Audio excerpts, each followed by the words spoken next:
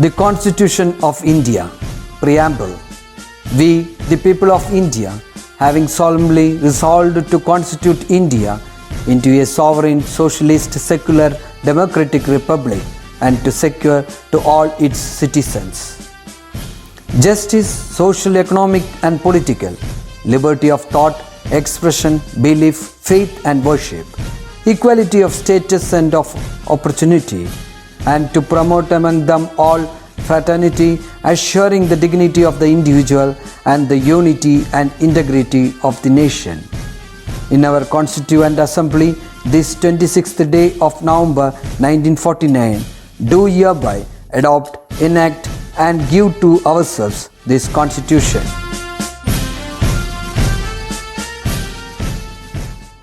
हरि ओम नमस्ते. संस्कृतकक्षायां सर्वेभ्यः सुस्वागतम्. गतकक्षायां प्रकृतिसिद्धम् इदं महात्मनाम् इति पाठभागे सुभाषितद्वयस्य अध्ययनं कृतमासीत्. प्रथमे सुभाषिते दानस्य महत्त्वं प्रतिपादितमासीत्. दानेन भूतानि वशीभवन्ति, दानेन वैराण्यपि यान्ति नाशं, परोऽपि बन्धुत्वमुपैति दानैः, दानं हि सर्वव्यसनानि हन्ति इति सुभाषिते दानं सर्वदुःखानां प्रशमनकारणं भवति इति पठितमासीत्. द्वितीयसुभाषिते क्षमायाः महत्त्वं प्रतिपादितमासीत्. क्षमाशस्त्रं करे यस्य दुर्जनः किं करिष्यति, अतृणे पतितो वह्निः स्वयमेव उपशाम्यति. यथा तृणरहिते देशे पतितः अग्निः स्वयम् उपशमनं प्राप्नोति, तद्वत् यस्य हस्ते क्षमानामकम् आयुधम् अस्ति तस्य दुर्जनः किमपि न करोति, किमपि न करिष्यति इति श्लोकस्य आशयः आसीत्. अद्य तृतीयसुभाषिते, अस्य पाठभागस्य तृतीये सुभाषिते वयं विद्यायाः महत्त्वं पठामः. विद्या इत्यस्य कः अर्थः? ज्ञानम् इत्यर्थः, ज्ञानार्जनम् इत्यर्थः. तस्याः विद्यायाः किं महत्त्वम् इति चेत् सर्वद्रव्येषु विद्यैव. सुभाषितं पठन्तु. सर्वद्रव्येषु विद्यैव द्रव्यमाहुरनुत्तमम्. द्रव्यमाहुरनुत्तमम्. आहार्यत्वात् अनर्घ्यत्वात्. आहार्यत्वादनर्घ्यत्वात्. अक्षयत्वाच्च सर्वदा. अक्षयत्वाच्च सर्वदा. सर्वद्रव्येषु विद्यैव द्रव्यमाहुरनुत्तमम्. आहार्यत्वात् अनर्घ्यत्वात् अक्षयत्वाच्च सर्वदा. पदच्छेदः कः? सर्वद्रव्येषु एकं पदमस्ति. विद्यैव. विद्यैव. विद्या अधिकम् एव विद्यैव. द्रव्यमाहुरनुत्तमम्. द्रव्यमाहुरनुत्तमम्. द्रव्यम् आहुः अनुत्तमम्. द्रव्यमाहुरनुत्तमम्. द्रव्यम् इत्यत्र यः अनुस्वारः अस्ति तेन सह आ इति शब्दस्य, आ इति अक्षरस्य योजनेन मा इति रूपं प्राप्यते. आहुः अनुत्तमम् इत्यत्र विसर्ग अकारयोः सन्धौ र इति अक्षरम् आगच्छति. एवं द्रव्यमाहुरनुत्तमम् इत्यस्य पदच्छेदः द्रव्यम् आहुः अनुत्तमम् इति भवति. आहार्यत्वाद् अनर्घ्यत्वाद् अक्षयत्वाच्च इत्येकं पदमस्ति. आहार्यत्वाद् अनर्घ्यत्वात् अक्षयत्वाच्च इत्येकं पदं. तस्य पदच्छेदः आहार्यत्वात् अधिकम् अनर्घ्यत्वात् अधिकम् अक्षयत्वात् अधिकं च. आहार्यत्वात् अनर्घ्यत्वात् अक्षयत्वात् च सर्वदा इति सामान्यतया पदच्छेदः प्राप्यते. अधुना पदार्थरूपेण नाम क्रमेण अर्थं पश्यामः. सर्वद्रव्येषु, सर्वेषु द्रव्येषु. द्रव्यं नाम वस्तु, यत्किञ्चित् वस्तु, എന്തെങ്കിലും ഒരു വസ്തു, അതാണ് ദ്രവ്യം. സർവദ്രവ്യേഷു, സകലമാന ദ്രവ്യങ്ങളിലും ഏത് തരത്തിലുള്ള ദ്രവ്യമോ ആകട്ടെ. ഈ ദ്രവ്യം എന്നുള്ളതിന് നമ്മൾ ഓൺ ചെയ്യുന്ന ദ്രവ്യം എന്നർത്ഥം, നമ്മുടെ സമ്പത്ത് എന്നർത്ഥം. അതെന്ത് വസ്തു ആവട്ടെ അത് നമ്മൾ ഓൺ ചെയ്യുന്നതായിരിക്കണം. നമുക്ക് നേടിയെടുക്കാൻ കഴിയുന്ന നമ്മുടെ ഉടമസ്ഥതയിലുള്ള വസ്തുവകകളെയാണ് നമ്മൾ ദ്രവ്യം, സമ്പത്ത് എന്ന് പറയുന്നത്. അപ്പോൾ സർവദ്രവ്യേഷു, എല്ലാ സമ്പത്തുക്കളിലും, സർവസമ്പത്സു വിദ്യ ഏവ അനുത്തമം ദ്രവ്യം ആഹുഹു. ഏറ്റവും ശ്രേഷ്ഠമായ സമ്പത്ത് ഏതാണ്? നമ്മുടെ കയ്യിൽ ധാരാളം സമ്പത്തുകൾ ഉണ്ടാവില്ല. ഇപ്പം നമ്മൾ ഇട്ടിരിക്കുന്ന ഡ്രസ്സ് നമ്മുടെയാണ്, അല്ല അച്ഛനും അമ്മയും വാങ്ങിച്ചു തന്നാണെങ്കിലും അത് നമ്മുടേതാണ്, അല്ലേ, നമുക്കായി. അതുപോലെ ഇപ്പം നമ്മുടെ ബാഗ്, നമ്മുടെ ബുക്സ്, നമ്മുടെ സൈക്കിൾ, അങ്ങനെ നമുക്ക് നമ്മുടേതായിട്ടുള്ള കുറേ കാര്യങ്ങളുണ്ട്, അല്ലേ. അതെല്ലാം നമ്മുടെ സമ്പത്തുകളാണെന്ന് പരിഗണിക്കുകയാണെങ്കിൽ അത്തരം സമ്പത്തുക്കളിലെല്ലാം ഏറ്റവും ശ്രേഷ്ഠമായ സമ്പത്ത് ഏതാണ് എന്ന് ചോദിച്ചാൽ അനുത്തമം ദ്രവ്യം വിദ്യാ ആഹുഹു. അനുത്തമം എന്ന് വെച്ച് കഴിഞ്ഞാൽ ഏറ്റവും ഉത്തമമായത്, അതിനേക്കാൾ മുകളിൽ ഒന്നുമില്ലാത്തത്, ഏറ്റവും ശ്രേഷ്ഠമായത് ആകുന്ന ദ്രവ്യം ഏതാണെന്ന് ചോദിച്ചാൽ അത് വിദ്യ ഏവ ആഹുഹു, അത് വിദ്യയാണ് എന്നാണ് പറയുന്നത്. ലോകത്തെ ഏറ്റവും ശ്രേഷ്ഠമായ ദ്രവ്യം വിദ്യയാണ് എന്നാണ് പറയുന്നത്. എന്തുകൊണ്ടാണ് ലോകത്തെ ഏറ്റവും ശ്രേഷ്ഠമായ സമ്പത്തായിട്ട് വിദ്യയെ പരിഗണിക്കുന്നത്? സിംപ്ലി നമ്മൾ വിചാരിക്കും, അപ്പം നമ്മുടെ കയ്യിൽ സമ്പത്തുണ്ട്, വിദ്യയുണ്ടെന്ന് വിചാരിക്കാം. എൻ്റെ കയ്യിൽ 1,00,000 രൂപയുണ്ട്, ഞാൻ 10 വർഷം കൊണ്ട് പഠിച്ചെടുത്തൊരു വിദ്യയുണ്ട്. ഓക്കെ, ഈ 1,00,000 രൂപ എൻ്റെ പോക്കറ്റിൽ വെച്ചിട്ട് ഞാൻ കിടന്നുറങ്ങി, എവിടെയെങ്കിലും പുറത്ത് കിടന്നുറങ്ങി. ഞാൻ ഉറങ്ങിക്കൊണ്ടിരിക്കുമ്പോൾ ഒരാൾ വന്നത് അടിച്ചുകൊണ്ട് പോയി. ഇപ്പം എൻ്റെ കയ്യിൽ എന്താ ബാക്കിയുള്ളത്? 1 രൂപ പോലും ബാക്കിയില്ല. പക്ഷെ ഞാൻ 10 വർഷം കൊണ്ട് പഠിച്ചെടുത്ത വിദ്യ ആകുന്ന സമ്പത്തോ അതെൻ്റെ കയ്യിൽ തന്നെ ഉണ്ട്, അല്ലേ. അപ്പം മറ്റൊരാൾക്ക് അപഹരിക്കാൻ കഴിയില്ല. എൻ്റെ കയ്യിലുള്ള പൈസയോ മറ്റ് സമ്പത്തുക്കളോ വേറെ ഒരാൾക്ക് അപഹരിച്ചു കൊണ്ടുപോകാൻ കഴിയും. പക്ഷേ വിദ്യ അഹാര്യാ ഭവതി. അഹാര്യ ഹർത്തും യോഗ്യ നഭവതി. അപഹരിക്കാൻ അവൾ യോഗ്യയല്ല. വിദ്യയെ അപഹരിക്കാൻ സാധിക്കില്ല എന്നതുകൊണ്ട് വിദ്യ മറ്റ് സമ്പത്തുക്കളേക്കാൾ ശ്രേഷ്ഠയാണ്. ഈ ഒരു കാരണം മാത്രമാണോ? അല്ല, പിന്നെയുണ്ട് കാരണങ്ങൾ. എന്താ? എൻ്റെ കയ്യിൽ ഞാൻ നേരത്തെ പറഞ്ഞ പോലെ 1,00,000 രൂപയുണ്ട്, 10 കൊല്ലം കൊണ്ട് ഞാൻ പഠിച്ച വിദ്യയുണ്ട്. എൻ്റെ കയ്യിലുള്ള 1,00,000 രൂപ കൊണ്ട് എനിക്ക് 2,00,000 രൂപയുടെ ഒരു സാധനം വാങ്ങാൻ പറ്റുമോ? പറ്റില്ല, അല്ലേ. എന്തുകൊണ്ടാ? 1,00,000 രൂപ എന്ന ആ കറൻസിയുടെ മൂല്യം 1,00,000ആണ്. അപ്പോൾ 1,00,000 കൊണ്ട് 1,00,000 രൂപ വില വരുന്ന സാധനം വാങ്ങിക്കാൻ പറ്റുള്ളൂ.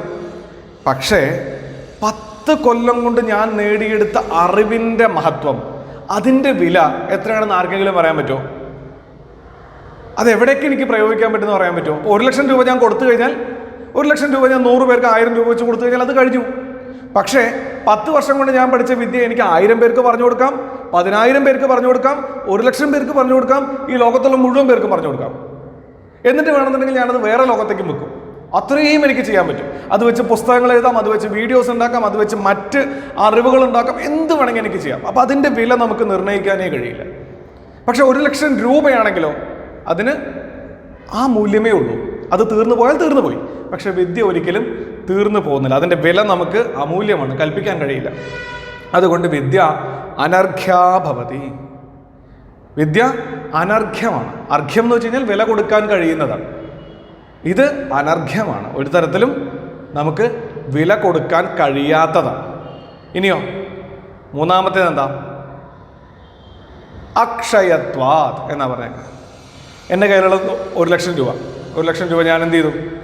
ഞാനേ എൻ്റെ കയ്യിലുണ്ടായിരുന്നെങ്കിൽ അത് ആരെങ്കിലുമൊക്കെ അടിച്ചുകൊണ്ട് പോകുമെന്ന് പറഞ്ഞിട്ട് അതിനെ ഒരു പേപ്പറിലൊക്കെ പൊതിഞ്ഞ് മണ്ണിൻ്റെ അടിയിൽ ഇറക്കി വെച്ചു. 10 കൊല്ലം കഴിഞ്ഞ് വന്നിട്ട് അത് തുറന്നു നോക്കിയാൽ ഉണ്ടാവും അവിടെ? ഇല്ല, അല്ലേ. എന്ത് സംഭവിക്കും? അത് മുഴുവൻ ചെതൽ നിന്ന് പോയിട്ടുണ്ടാവും, അല്ലെങ്കിൽ വേറെ ഏതെങ്കിലും വഴിക്ക് നശിച്ചു പോയിട്ടുണ്ടാവും. അതേസമയം ഞാൻ 10 വർഷത്തെ വിദ്യയാണെങ്കിലോ അതെൻ്റെ ഉള്ളിൽ വെച്ചാൽ നശിച്ചു പോകും. നിരന്തരം ഉപയോഗിക്കുന്ന വിദ്യയാണെങ്കിൽ ഒരിക്കലും അത് നശിച്ചു പോകില്ല. വെറുതെ വെച്ചിരിക്കുകയാണെന്നുണ്ടെങ്കിൽ വിദ്യയാണെങ്കിലും നശിച്ചു പോകും. പക്ഷേ വിദ്യയ്ക്ക് സ്വയം നാശം സംഭവിക്കില്ല. മറ്റുള്ള സാധനങ്ങൾക്കൊക്കെ നാശം സംഭവിക്കും. മറ്റെന്ത് സമ്പത്താണെങ്കിലും അതിന് നാശം സംഭവിക്കും. വിദ്യയ്ക്ക് നാശമില്ല. അപ്പോൾ അഹാര്യത്വാത് അനർഘ്യത്വാത് അക്ഷയത്വാച്ച വിദ്യ സർവദാ സർവദ്രവ്യേഷു അനുത്തമാ ഭവതി. മറ്റെല്ലാ ദ്രവ്യങ്ങളെക്കാളും ശ്രേഷ്ഠമാകുന്ന ഒന്നാണ് വിദ്യ. എന്തുകൊണ്ട് എന്നാണെങ്കിൽ അത് മറ്റൊരാൾക്ക് മോഷ്ടിക്കാൻ കഴിയില്ല. വിദ്യ ആഹാര്യാ ഭവതി, വിദ്യായാഹ അമൂല്യതായാഹ കാരണാത് വിദ്യ അനർഘ്യാ ഭവതി, വിദ്യായാഹ അക്ഷയത്വാത് നാശഃ ന ഭവതി ഇത്യതഃ വിദ്യ സർവദ്രവ്യേഷു ശ്രേഷ്ഠാ ഭവതി ഇതി ശ്ലോകസ്യ സാമാന്യതയാ അർത്ഥഃ. അധുന അന്വയഃ കഃ? ആഹാര്യത്വാത് അനർഘ്യത്വാത് അക്ഷയത്വാച്ച ദ്രവ്യേഷു വിദ്യ ഏവ സർവദാ അനുത്തമം ദ്രവ്യം ആഹുഹു. ആഹാര്യത്വാത് മറ്റൊരാൾക്ക് അപഹരിക്കാൻ കഴിയില്ല എന്നുള്ളത് കൊണ്ട്, അനർഘ്യത്വാത് അതിന് മൂല്യം കൽപ്പിക്കാൻ കഴിയില്ല എന്നുള്ളത് കൊണ്ട്, അക്ഷയത്വാത് അതിന് അക്ഷയത്വം അത് നശിക്കില്ല എന്നുള്ളത് കൊണ്ട് എല്ലാ ദ്രവ്യങ്ങളെക്കാളും വളരെ ശ്രേഷ്ഠമായതാണ് വിദ്യ എന്നാണ് ഇതിൻ്റെ ആശയം. അപഹർത്തും അയോഗ്യത്വാത് അമൂല്യത്വാത് നാശ അഭാവാത് നാശത്തിൻ്റെ അഭാവം കൊണ്ട് സർവസമ്പദാം മധ്യേ വിദ്യ ഏവ സദാ സർവശ്രേഷ്ഠം ഭവതി സർവശ്രേഷ്ഠം ദ്രവ്യം ഇതി പണ്ഡിതാഹ വദന്തി ഇത് ശ്ലോകസ്യ ആശയം. അപ്പോൾ നമ്മൾ വിദ്യയുടെ മഹത്വം പഠിച്ചു. ഇനി ആദ്യം നമ്മൾ ദാനം പഠിച്ചു, പിന്നീട് ക്ഷമ പഠിച്ചു, വിദ്യ പഠിച്ചു. ഇനി എന്താ? ഇനി നമുക്ക് എന്ത് ക്വാളിറ്റിയാണ് വേണ്ടത് എന്നാണെങ്കിൽ ഓണസ്റ്റി വേണം. ഓണസ്റ്റി, സത്യസന്ധത. സത്യസന്ധതയുടെ മഹത്വത്തെ പറ്റി കൂടി നമുക്ക് പഠിക്കാം. അടുത്ത സുഭാഷിതം.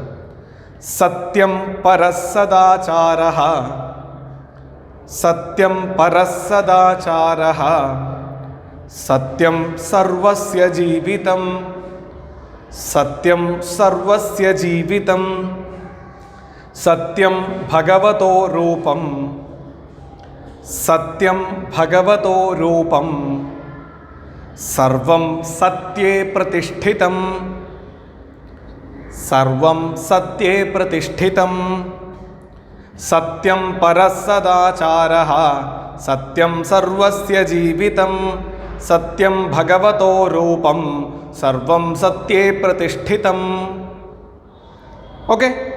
സത്യം പരഃ സദാചാരഃ, സത്യം സർവസ്യ ജീവിതം, സത്യം ഭഗവതഃ രൂപം, സർവം സത്യേ പ്രതിഷ്ഠിതം. നിങ്ങൾക്ക് കേൾക്കുമ്പോൾ തന്നെ ഏതാണ്ടൊക്കെ മനസ്സിലായിട്ടുണ്ടാവും അല്ലേ? സദാചാരഃ, സദാചാരഃ ഇതി പദസ്യ കഃ അർത്ഥഃ? സമീചീനഃ ആചാരഃ, നല്ല ആചാരം എന്നാണ് അർത്ഥം അല്ലേ? സദാചാരത്തിന് നല്ല ആചാരം എന്നാണ്. ഏറ്റവും നല്ല ആചാരം എന്താ? നമുക്ക് കുറേ നല്ല ആചാരങ്ങളുണ്ട് അല്ലേ? ഇപ്പോൾ രാവിലെ എണീറ്റ് ശരീരം ശുദ്ധമാക്കുക, പഠിക്കുക, അച്ഛനമ്മയെ അനുസരിക്കുക, മുതിർന്നവരെ ബഹുമാനിക്കുക, ഇങ്ങനെ ധാരാളം നല്ല ശീലങ്ങളുണ്ട്. അതിൽ ഏറ്റവും നല്ല ശീലം ഏതാ? ദ ബെസ്റ്റ് ഗുഡ് ഹാബിറ്റ് ഏതാ? സത്യമാണ്. സത്യം പരഃ സദാചാരഃ, പരഃ അത്യുന്നതഃ. ഏറ്റവും ശ്രേഷ്ഠമായ സദാചാരം ഏതാണെന്ന് ചോദിച്ചാൽ അത് സത്യം പറയുക എന്നുള്ളതാണ്. സത്യം പറയുക എന്ന് പറയുമ്പോൾ വാക്കുകൊണ്ട് സത്യം പറഞ്ഞതുകൊണ്ട് മാത്രമായില്ല, സത്യത്തിന് നിരക്കുന്ന തരത്തിൽ പ്രവർത്തിക്കുക എന്നുള്ളതാണ്.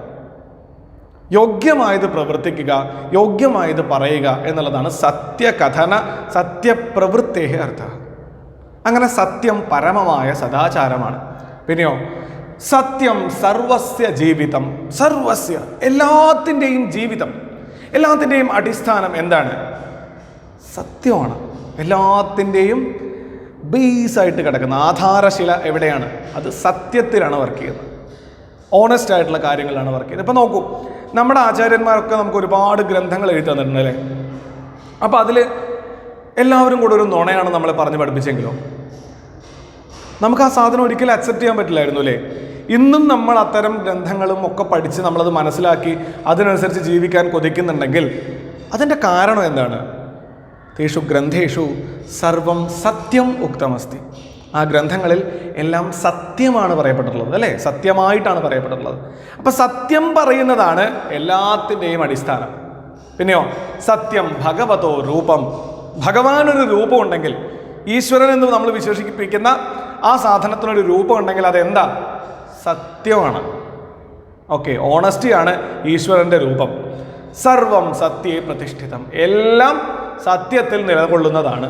സത്യം ആണെങ്കിൽ കാര്യങ്ങളെല്ലാം നിലനിൽക്കും, സത്യമല്ലാത്തതെല്ലാം പോവും. അന്വയഃ കഃ? സത്യം പരഃ സദാചാരഃ, സത്യം പരമമായ സദാചാരമാണ്. സത്യം സർവസ്യ ജീവിതം, സത്യം എല്ലാത്തിൻ്റെയും ജീവിതമാണ്. സത്യം ഭഗവതഃ രൂപം ഭവതി, സത്യം ഭഗവാന്റെ തന്നെ രൂപമാണ്. സർവം സത്യേ പ്രതിഷ്ഠിതമസ്തി. എല്ലാം സത്യത്തിൽ പ്രതിഷ്ഠിതമാണ്, എല്ലാം സത്യത്തിൽ നിലനിൽക്കുന്നതാണ്. ആശയഃ സജ്ജനാനാം ശ്രേഷ്ഠഃ ആചാരഃ അസ്തി സത്യം. സജ്ജനാനാം നല്ല മനുഷ്യന്മാരുടെ ശ്രേഷ്ഠമാകുന്ന ആചാരമാണ് സത്യം. സത്യം ധാർമ്മികതായാഹ ജീവനം വർത്തത്തെ. ധാർമ്മികമായിട്ടുള്ള ജീവനം, ധാർമ്മികതയുടെ ജീവനം തന്നെ നിലനിൽക്കുന്നത് സത്യത്തിലാണ്. ലോകത്തിൽ ധർമ്മം പുലരണമെങ്കിൽ എന്ത് വേണം? മനുഷ്യന്മാർ സത്യം പറയണം. സത്യം ഈശ്വര സ്വരൂപം ഭവതി. സത്യത്തിൻ്റെ സ്വരൂപം എന്താ? ഈശ്വരൻ്റെ തന്നെ സ്വരൂപമാണ് സത്യത്തിന്. സർവമപി കാര്യം സത്യാധിഷ്ഠിതം ഭവതി. ലോകത്ത് നടക്കാനുള്ളതെല്ലാം സത്യത്തിൽ അധിഷ്ഠിതമാണ്, അല്ലേ? നിങ്ങൾ ചെറിയ ഒരു നുണ പറഞ്ഞു നോക്കൂ നിങ്ങളുടെ ജീവിതത്തിൽ. ആ നുണയൊന്ന് മറച്ചു വെക്കാനായിട്ട് നിങ്ങൾക്ക് ഒരുപാട് നുണകൾ പറയേണ്ടി വരും. അപ്പോൾ ചെയ്യാനുള്ള ഒരു കാര്യമുള്ളൂ, ഇന്ന് തൊട്ട് സത്യം മാത്രമേ പറയൂ എന്ന് തീരുമാനിക്കുക. ഏത് ചെറിയ കാര്യത്തിലും സത്യം മാത്രമേ പറയൂ എന്ന് തീരുമാനിച്ചാൽ നിങ്ങളുടെ ജീവിതം ഇന്നുള്ളതിനേക്കാൾ എത്രയോ മെച്ചപ്പെടും. അങ്ങനെ തീരുമാനിച്ച മഹാത്മാക്കൾ ഒരുപാട് പേരുണ്ട്. തീർച്ചയായും മഹാത്മാഗാന്ധിയൊക്കെ അത്തരം മഹാത്മാക്കളിൽ ഒരാളാണ്. സത്യത്തെ തൻ്റെ ജീവിതവ്രതമായി സ്വീകരിച്ച ഒരു വ്യക്തിയാണ്. അപ്പോൾ സത്യം എന്നതിന് വലിയ പ്രാധാന്യമുണ്ട് ജീവിതത്തിൽ. ഇനി നമുക്കൊരു ഗ്രൂപ്പ് ഓഫ് ക്വാളിറ്റീസ് കൂടി പഠിച്ചാൽ ഈ പാഠം കഴിയും. ഓക്കെ, നമ്മൾ ആദ്യം പറഞ്ഞിട്ടുണ്ടായിരുന്നു പ്രകൃതി സിദ്ധമിതം മഹാത്മനാം എന്നുള്ള ആ വാക്യം. ഈ കാര്യങ്ങളെല്ലാം മഹാത്മാക്കൾക്ക് പ്രകൃതി സിദ്ധമാണ്, അവർ ജനിച്ചപ്പോൾ തന്നെ അവർക്ക് കിട്ടിയിട്ടുണ്ടെന്ന് പറഞ്ഞു. ആ വാക്യം ഉൾപ്പെടുന്ന ഒരു സുഭാഷിതം പഠിച്ചാലോ? അതോടുകൂടി കഴിഞ്ഞു കേട്ടോ. 5ാമത്തെ സുഭാഷിതം. വിപതിധൈര്യമഥാഭ്യുതയേ ക്ഷമാ. എന്ന് ചൊല്ലിയേ. വിപതിധൈര്യമഥാഭ്യുതയേ ക്ഷമാ. വിപതിധൈര്യമഥാഭ്യുതയേ ക്ഷമാ. സദസി വാക്പടുതാ യുധി വിക്രമഃ. സദസി വാക്പടുതാ യുധി വിക്രമഃ. യശസി ചാഭിരുചിർവ്യസനം ശ്രുതൗ. യശസി ചാഭിരുചിർവ്യസനം ശ്രുതൗ. പ്രകൃതിസിദ്ധമിദം ഹി മഹാത്മനാം. പ്രകൃതിസിദ്ധമിദം ഹി മഹാത്മനാം. ഒന്നുകൂടെ വായിച്ചു നോക്കാം. വിപതിധൈര്യമഥാഭ്യുതയേ ക്ഷമാ. സദസി വാക്പടുതാ യുധി വിക്രമഃ. യശസി ചാഭിരുചിർവ്യസനം ശ്രുതൗ. പ്രകൃതിസിദ്ധമിദം ഹി മഹാത്മനാം. വിപതി ധൈര്യമഥാഭ്യുതയേ. വിപതി ധൈര്യം അഥ അഭ്യുതയേ. ധൈര്യമഥാഭ്യുതയേ. ധൈര്യം അഥ അഭ്യുതയേ. ധൈര്യമഥാഭ്യുതയേ. ക്ഷമാ. സദസി വാക്പടുതാ യുധി വിക്രമഃ. യശസി ചാഭിരുചിർവ്യസനം. ചാഭിരുചിർവ്യസനം. ച അഭിരുചിഃ വ്യസനം ചാഭിരുചിർവ്യസനം. ശ്രുതൗ പ്രകൃതിസിദ്ധമിദം. പ്രകൃതിസിദ്ധം ഇദം ഹി മഹാത്മനാം. ഇതിൽ കുറേ ക്വാളിറ്റീസ് പറയുന്നുണ്ട്. ഓരോ സന്ദർഭത്തിലും നമുക്ക് പ്രത്യേകമായിട്ട് വേണ്ടുന്ന ഗുണങ്ങളെയാണ് പറയുന്നത്. നമുക്ക് നോക്കാം. വിപതി ധൈര്യം. വിപതി ധൈര്യം. വിപത്ത് ഇത് ശബ്ദസ്യ കഃ അർത്ഥഃ? ആപത്ത്, സങ്കടഃ ഇത്യർത്ഥഃ. നമുക്ക് ആപത്ത് വരുന്ന സമയമാണ് വിപത്ത്, അല്ലേ? വിപതി, ആ ആപത്തിൻ്റെ സന്ദർഭത്തിൽ എന്താണ് വേണ്ടത്? ധൈര്യം. ധൈര്യം എന്നുള്ള വാക്കിന് എന്താ അർത്ഥം? ധീരത, സ്ഥിരത ആണ് ധൈര്യം എന്നുള്ള വാക്കിനർത്ഥം.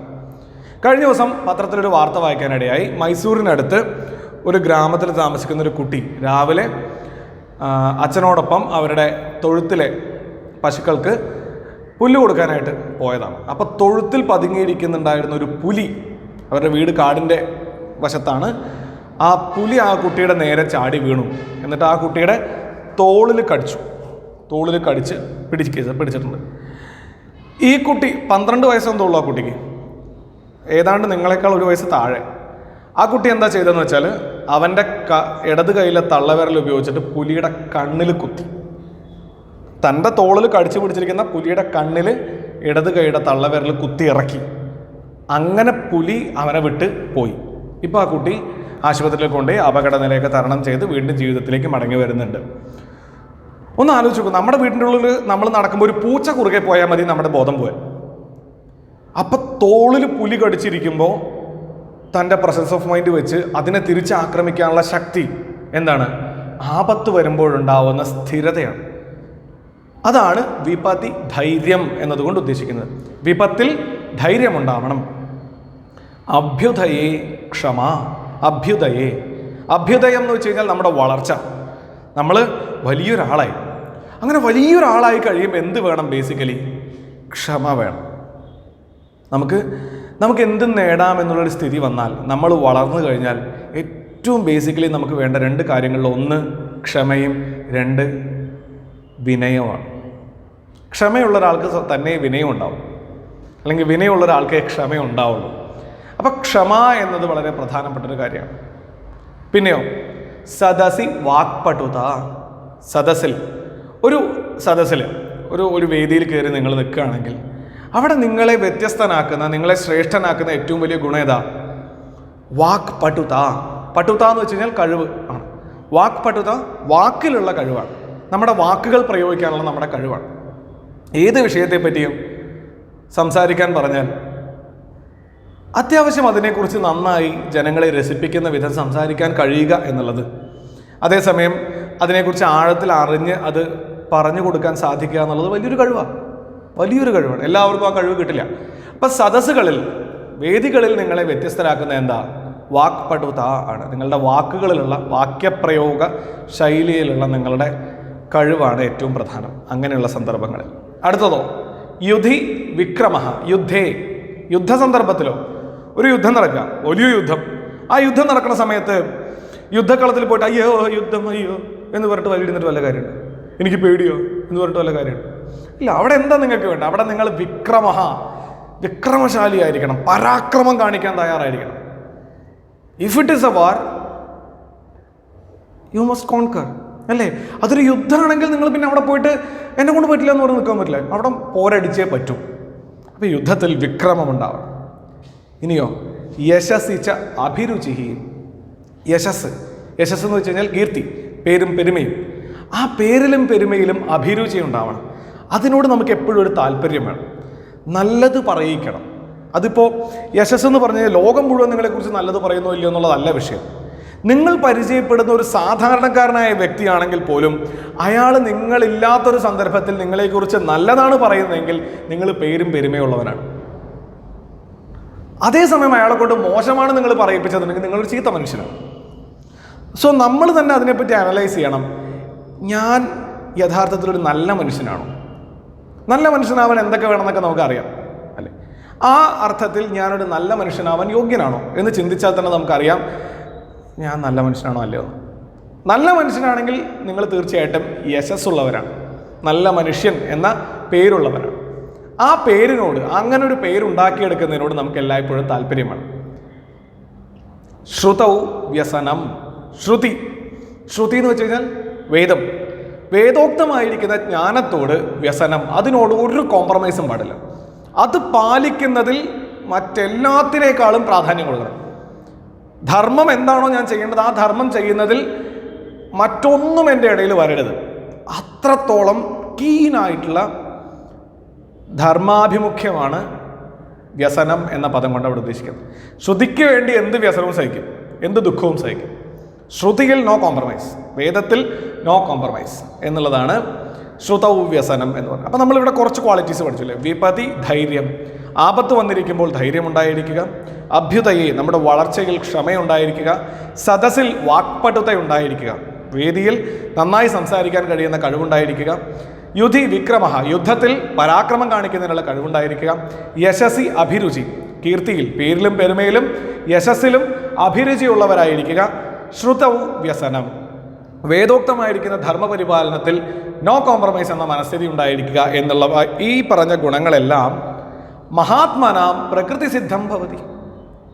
മഹാത്മാക്കൾക്ക്, വലിയ വലിയ മഹാത്മാക്കൾക്ക്, നമ്മൾ മഹാത്മാക്കൾ എന്ന് കഴിഞ്ഞ ജന്മത്തിൽ വിശേഷിപ്പിച്ച് പോന്ന ആ മഹാത്മാക്കൾക്ക് ഇതെല്ലാം പ്രകൃതി സിദ്ധമാണ്. ഇതെല്ലാം അവരുടെ ഡെയിലി ലൈഫ്. അവർ ജനിക്കുമ്പോൾ തന്നെ ഈ ക്വാളിറ്റീസോട് കൂടിയാണ് ജനിച്ചത്.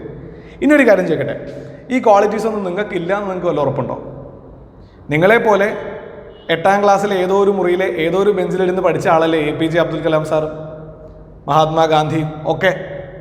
ഈ മഹാത്മാക്കളൊക്കെ ഇതുപോലെ ഏതോ സ്കൂളിൻ്റെ മുറിയിലിരുന്ന് പഠിച്ചവരായിരിക്കില്ലേ? അന്ന് അവരറിഞ്ഞിരുന്നു അവർ നാളെ രാജ്യത്തെ നയിക്കുന്ന ഒരുപാട് പേർക്ക് മാതൃകയായി തീരാവുന്ന ഒരു വ്യക്തിത്വമായിരിക്കുമെന്ന്? ഇല്ല. അതുകൊണ്ട് നിങ്ങളൊന്നും അങ്ങനെ ആയിത്തീരില്ല എന്നൊന്നും നിങ്ങൾ ഇപ്പോഴേ കണക്ക് കൂട്ടണ്ട.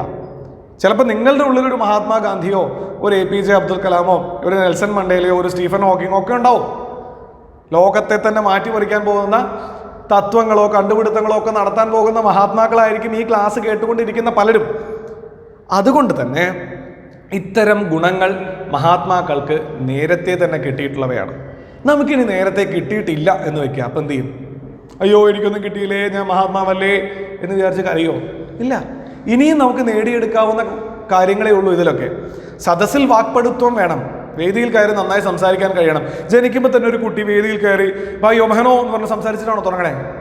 അല്ലേ? ആ കുട്ടി അവൻ്റെ ജീവിതത്തിലൂടെ നിത്യാഭ്യാസത്തിലൂടെ നേടിയെടുക്കുന്നതാണ്. അപ്പം ഈ പറഞ്ഞ കാര്യങ്ങളെല്ലാം നേടിയെടുക്കാൻ കഴിയുന്ന കഴിവുകളാണ്. അതുകൊണ്ട് തന്നെ ആ കഴിവുകളെ നേടിയെടുക്കുന്നതിലൂടെ നമുക്ക് മഹാത്മാവായിട്ട് മാറാം എന്നുകൂടെ ഈ സുഭാഷിതത്തിന് ആശയമുണ്ട്. അന്വയ വിപത്തി ധൈര്യം അഭ്യുദയേ ക്ഷമ സദസി വാക്പടുത യുധി വിക്രമ യശസി അഭിരുചി തഥാ ശ്രുതൗ വ്യസനം ച ഇതം സർവം. ഈ പറഞ്ഞതെല്ലാം മഹാത്മനാം പ്രകൃതി സിദ്ധം ഭവതി. മഹാത്മാക്കൾക്ക് പ്രകൃതി സിദ്ധമാണ്.